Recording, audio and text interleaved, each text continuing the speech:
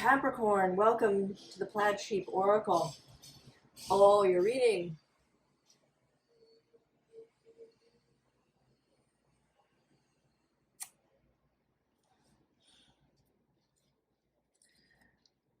We start, amazingly, with this Artist card. Inspiration, originality, transmission. Oh, this word, artist. It's a little fraught, isn't it? We suffer with it a little bit. Because it seems like the province of only very particular people. And if you get labeled either by yourself or other people as an artist, that has its own difficulties, its own kind of enclosure,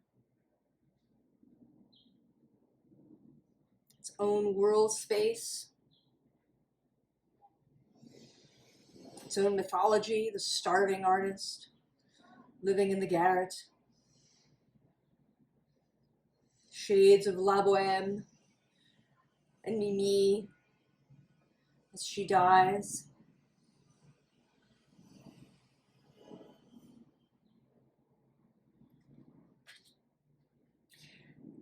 And yet it's also a lovely word, and this is a lovely card with these pansy flowers.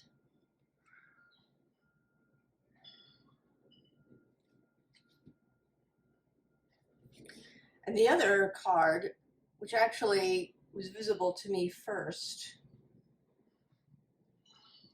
is Isis and Osiris. This is the goddess deck, so it's kind of primarily about Isis here. And she goes and she finds him. He gets murdered by his brother Seth and chopped up into pieces, and she goes and collects him up and resurrects him. This is a resurrection story.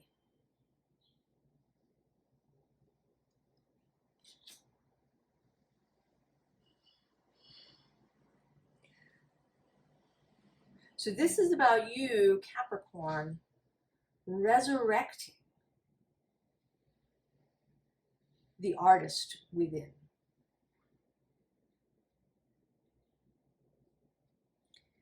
We begin with this 10 of Sacred Circles,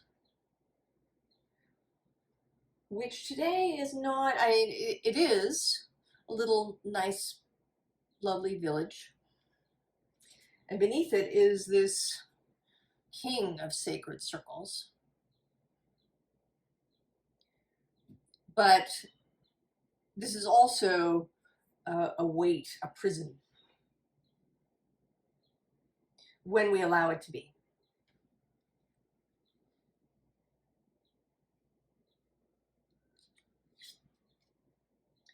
And then the star.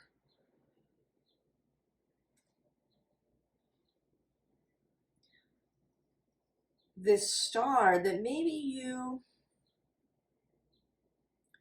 put away, hid away. Maybe it's something that was around in your childhood, perhaps, or your earlier years, something that called to you, that called to the artist in you.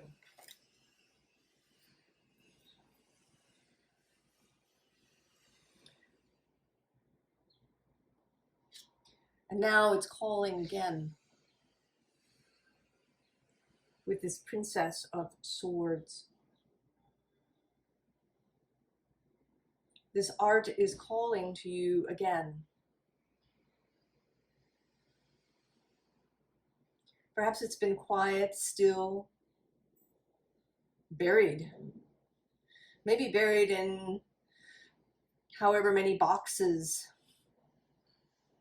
Osiris was put to rest in, chopped up.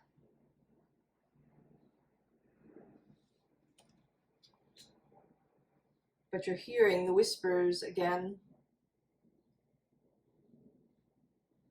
Maybe you're awake in the night. And I had this vision this morning in a meditation. I wasn't meditating on your reading. I was having just a personal meditation of a pyramid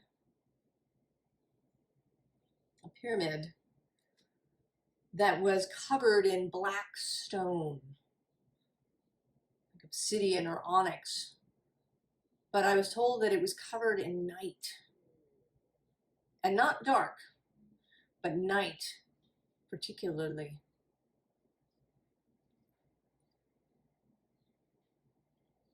Because you can have dark kind of anytime. You can go into a room and put up blackout shades and have dark whenever you want. But night is special. Because for the most part, society goes to bed at night. It's the province of other creatures.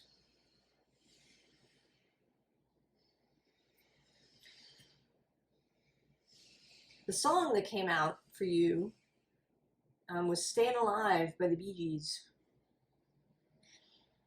And if you've seen that movie, and John Travolta's character, right? He has this mundane day job and then he transforms.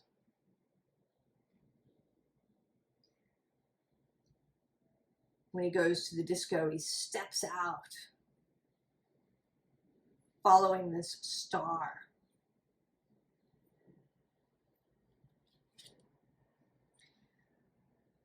And these whispers are coming again.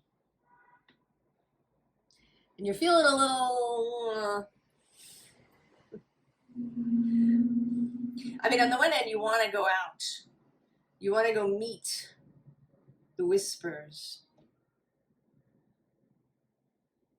You want to meet the call of this Princess of Swords. But you're a little worried. And here's the King of Swords. And so interestingly, he has been coming out in a difficult manner, not in a kind of lovely clarity, mental discipline kind of manner, but in an over-disciplined manner, stark, unimaginative. Here he's just out there, he's doing his job.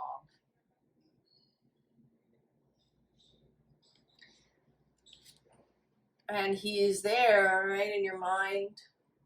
He might even be there as a person. Perhaps a parent, or, kind of a sense in the community.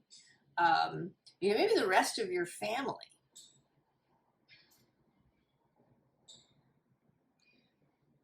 Your boss, perhaps. But this sense of restriction, of having to toe the line, which incidentally is T-O-E, the line.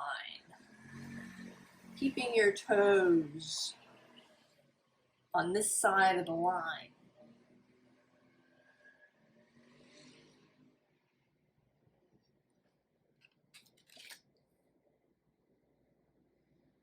And then the Ten of Pentacles repeats. And this time with the Eight of Pentacles underneath. And this, I think, is the, all the stuff the structure of your life that seems immovable, perhaps. The work that you do, the thing you've been doing for a really long time, you know, the mortgage, the bills, everything that has to be maintained.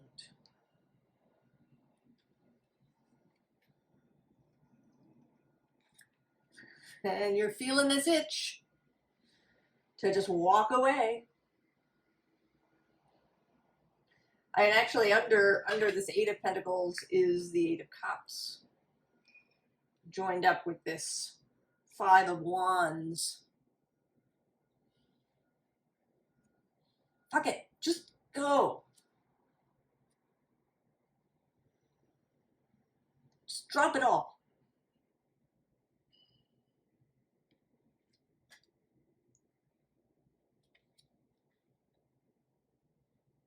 Retreat, Four of Swords. Retreat from the world.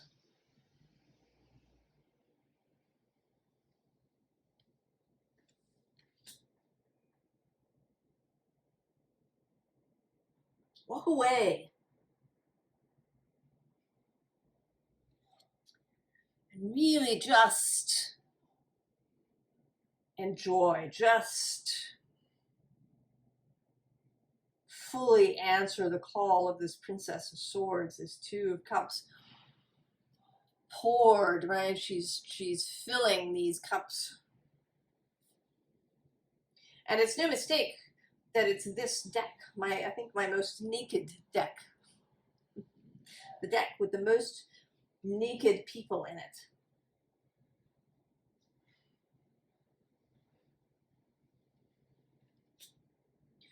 And this itch, this call, this persistent voice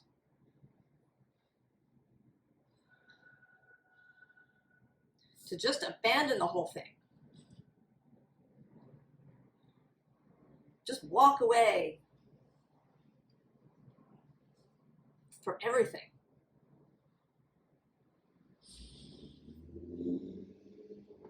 But there is another possibility. Because we have Temperance. And people often say that Temperance is balance, but that isn't really quite right. To be temperate, I mean, there is a balanced sense in it that you're not way over here. But it's more about, what is the word that I'm looking for?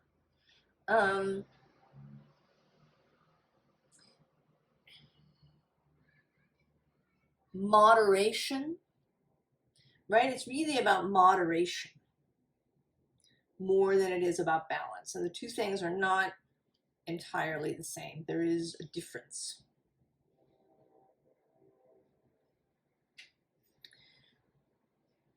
It is possible to answer this voice in a moderate way,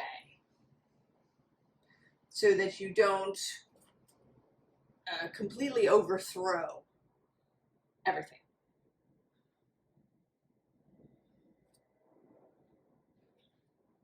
So we have this eagle that feels very, right, this is active. This is not kind of a moderate energy. But below the eagle is the wolf. And I think that the eagle here is about seeing the big picture more than it is about jumping on this sun. More the idea of the eagle soaring over the top. Because the wolf is kind of a moderate energy. Wolves calculate, they do, right? Do Do they want to go after that particular prey? Or is there too much risk? Maybe the risk overweighs the gain in this particular case.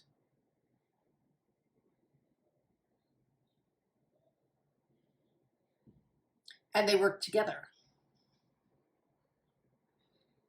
in order to accomplish their goals.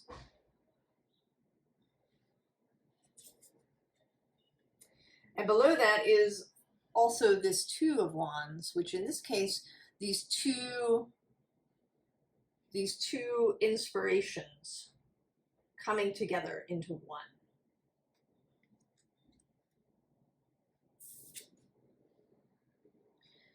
So with the Lizard here, the key at this moment is not to act precipitously. I mean, this row has these sort of two center cards and then two on either end of the Lizard and the Seven of Swords. So at the moment, don't act precipitously, or it is being advised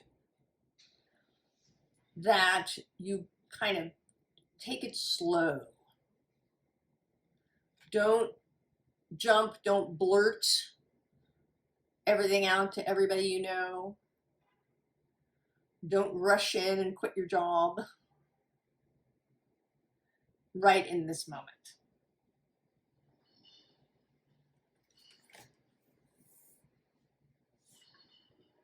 And in the middle, we have these two Martian energies of the Tower and the Scorpion.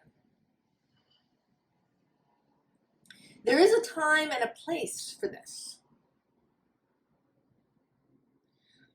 This explosive energy kind of waits in the wings.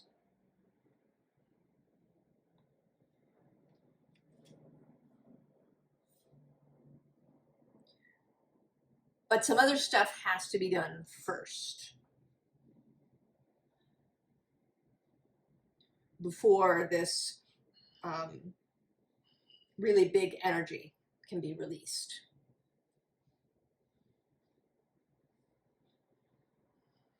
So the moment now, here, is this resurrection moment. This acknowledgement that you are an artist, that you have this desire to create some sort of art. And art here is a very broad, as they say, a very broad church. The word Catholic actually means kind of taking in everything. To have a Catholic taste or a Catholic view is to take in all different kinds of things. And isn't that interesting?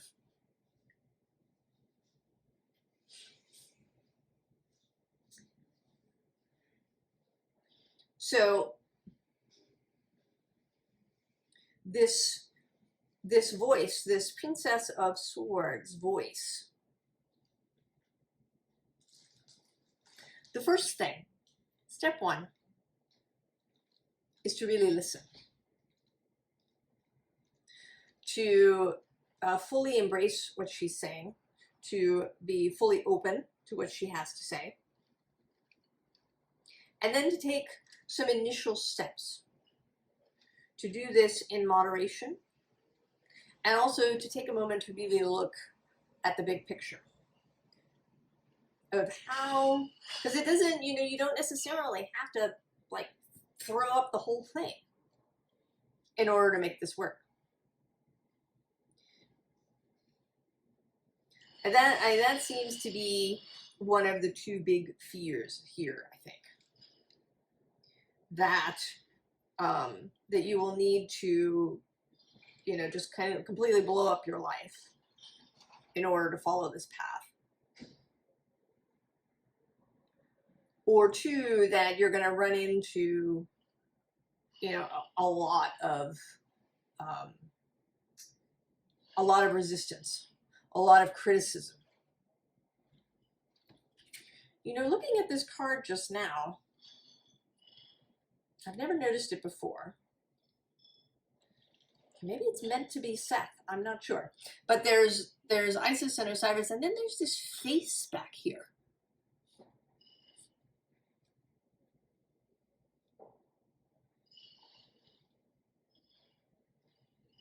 So there's this, right, this sort of inner critic.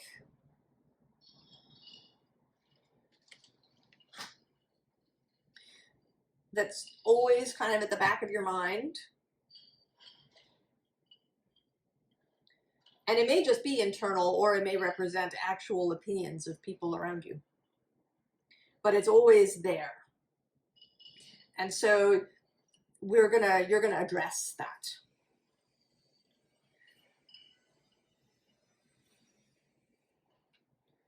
So we get Hecate, lighting up, illumination, understanding. And below her is the Morrigan with sovereignty. So one of the first things is to find a way to free yourself of this voice. And it doesn't necessarily mean that you have to shut the voice away in a box somewhere and never hear it again. That's usually a poor strategy. You want to come to terms with this voice, to come to an understanding that it isn't necessary for you to, throw everything up and go live in a garret somewhere. You don't have to be a starving artist. This is not necessary. And so, making this part of yourself, having a conversation, so this part of yourself understands. So that you, I should say, because this is you want to understand that you don't have to do artist in a stereotypical way. Examine your relationship to that word, artist. Because there may also be this element, that's not me. I'm not an artist. Artists are X, Y, and Z. That's not me. I like things really tidy. I like to make lists. I like to make plans. Artists are supposed to be free and spontaneous, and I'm not any of those things. That's another aspect of the King of Swords. Having a too rigid definition of something.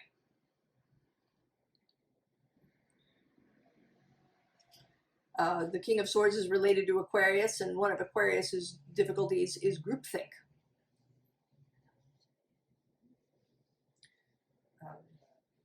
Aquarius is, right, it's Captain Picard moving off into the unknown, but it's also the Borg. Assimilating everything and making it all the same. And that can be also a difficulty with Saturn, who is your dispositor.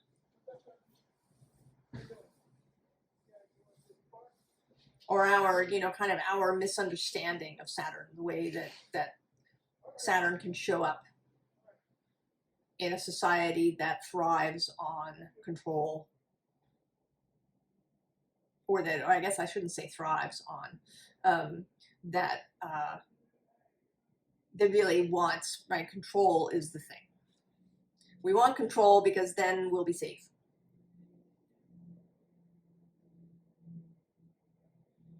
And that is a misunderstanding of Saturn. And for that, we have the Sheila Nagig. Boundary. But a really flexible, mystical boundary. right? She's birth and creation.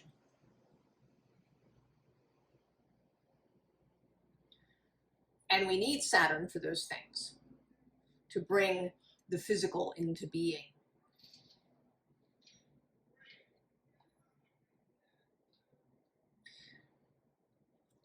So we have this Five of Cups, and this, I find this card really disturbing. This dog with these blank pit eyes.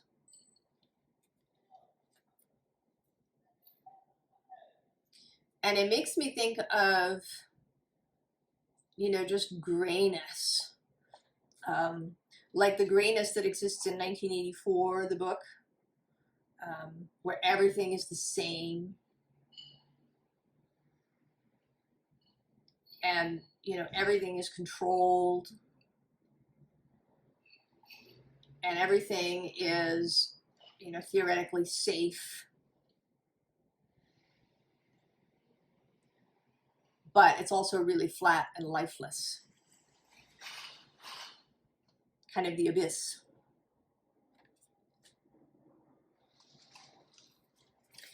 And instead, we have this really interesting Four of Pentacles, Four of Discs.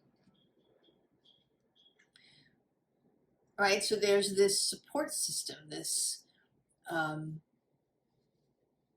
this structure that supports all of this growth. It supports the growth of this leaf and this flower. Right, the beauty of Earth, the beauty of Saturn's energy, the ability to support and contain and hold. Right, to be a base, to be somewhere to stand.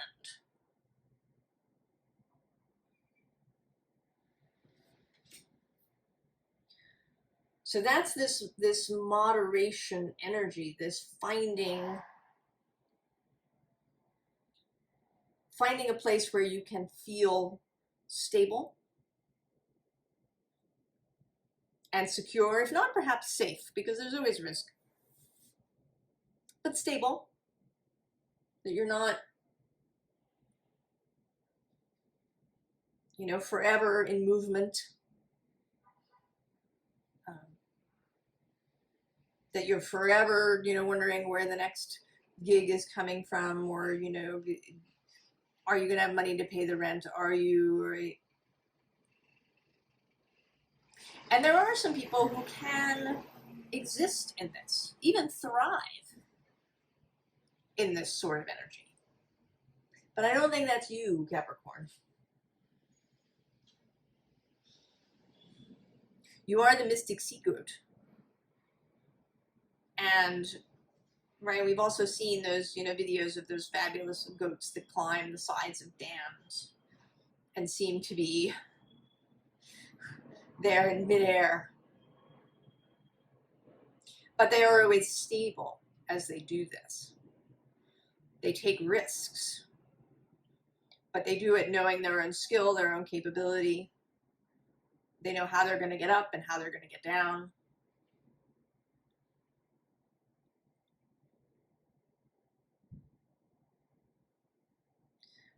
And you can absolutely be an artist and have all of that. Screw any definition of an artist. That means that you can't be one, because you don't fit somehow.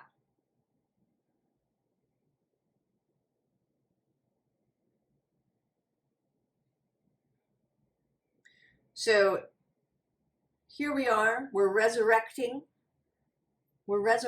this dream, this art that wants to come through you. And the advice is really interesting. Again, going against the grain. So we have 3 cards, and they're what you're actually turning away from. So interestingly, there's this 6 of Swords, this King of Cups, and this Queen of Swords. And the Six of Swords today is not actually the usual Six of Swords.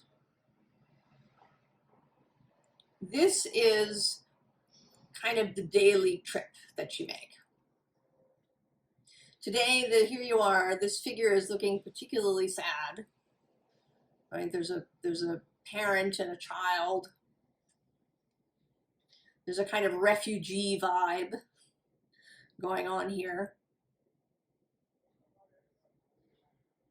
This kind of daily trip that you make into the gray world.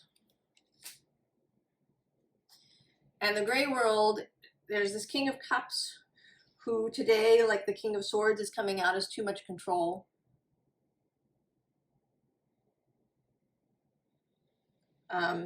Too much sameness.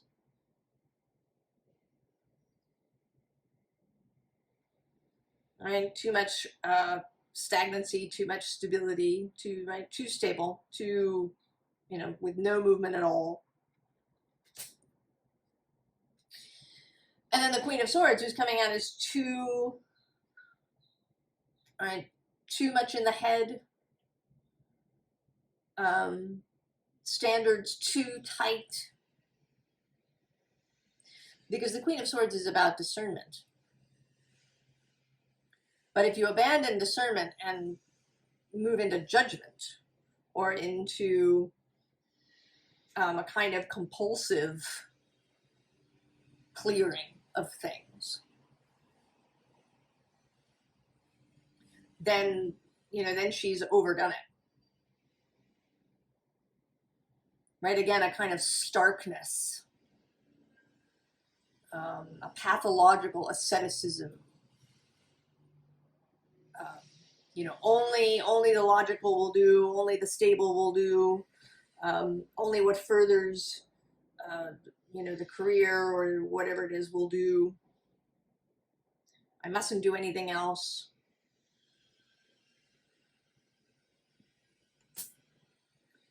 So that's kind of on one end. And then going the other way, we have the Fool. Now the Fool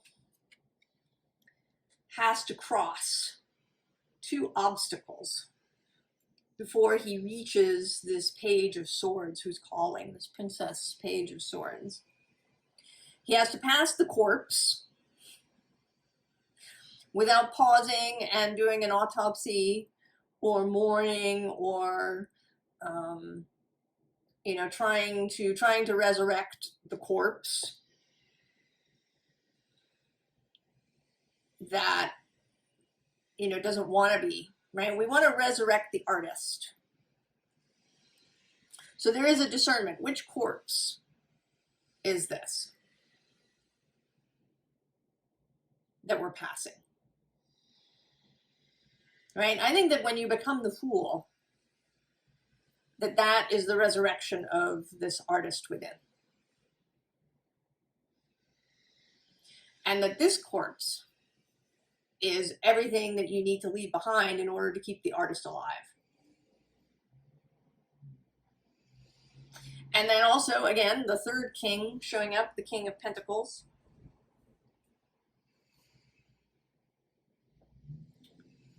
The, overly stable, unmoving, inertia, stubbornness, the wall surrounding your life. And those are the obstacles that you need to clear. And then you reach the Page of Swords. And the two of you get together as the lovers.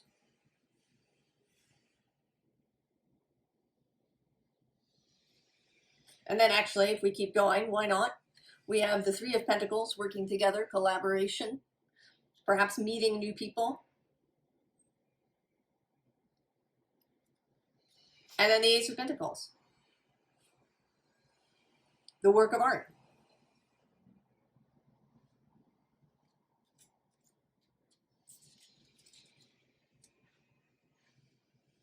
Now at the bottom of the deck, of this deck, and interestingly enough, here again we have the Five of Swords, but seeing the Hierophant differently.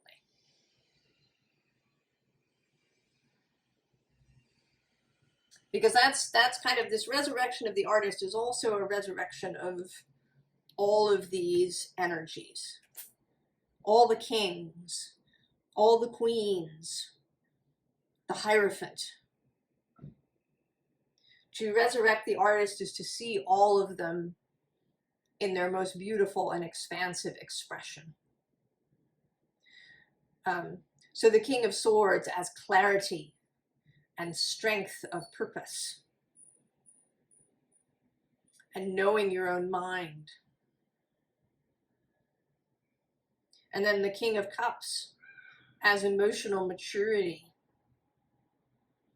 as the ability to be with others in their emotions without being overset, and the ability to share appropriately. And then the King of Pentacles, stable, abundant, affluent, forever changing, forever growing, composting, growing, the cycle of seasons in full expression. That is what the artist sees. So the last thing is a reading, and it's actually today's reading in my Year of Rilke for August 24th. And it's from the Book of Images, The Night. The night rides forth in coal black steel into the teeming world. Outside his armor, everything is there. Sunlight and valley, friend and foe and feast, May, maiden, forest and grail, and God himself in 1,000 forms to be found along every road. But inside the armor, darkly encasing him, crouches death. And the thought comes and comes again. When will the blade pierce this iron sheath, the undeserved and liberating blade that will fetch me from my hiding place where I've been so long compressed, so that at last I may stretch my limbs and hear my full voice?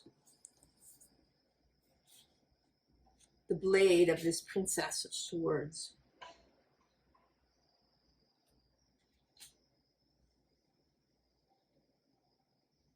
Releasing you